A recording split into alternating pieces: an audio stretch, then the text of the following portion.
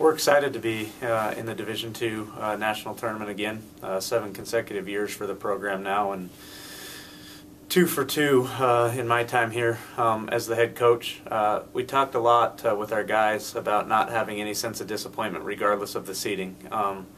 We've faced a lot of adversity this year, and for our guys to fight through that and still be where we're at right now is pretty satisfying.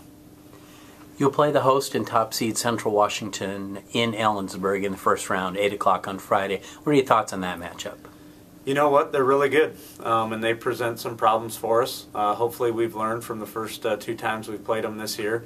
At the end of the day, when you get this far in the year, regardless of who you're playing, they're going to be really good. And for us to get out of the regional, at some point we're probably going to need to beat Central, so why not try it right away?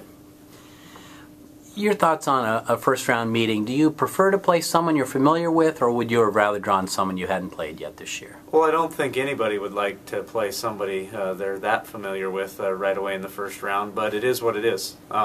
Like I said, the regional is going to be on Central's floor. To make it through there and advance to the Elite Eight, you're probably going to have to beat them at some time. So for us, that's just on opening night. Last year when you made the NCAA tournament, you had a nearly entirely different lineup, as Ryan Sweet is the only starter returning, or at least who will play in Friday's matchup. Your thoughts on that big turnover? You know what? I think it's part of what I mentioned earlier. Obviously, we anticipated having Chris Banchero and Jake Anderson, who were also starters on that team last year when we played in the tournament. Both sustained season-ending ACL injuries at different points in our year.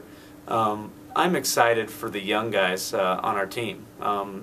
They've been asked to do more than we originally planned for them to do during this year, and they've stepped up to the challenge. So this will be a huge experience for them early in their careers, and hopefully help head them individually and our program in the right direction.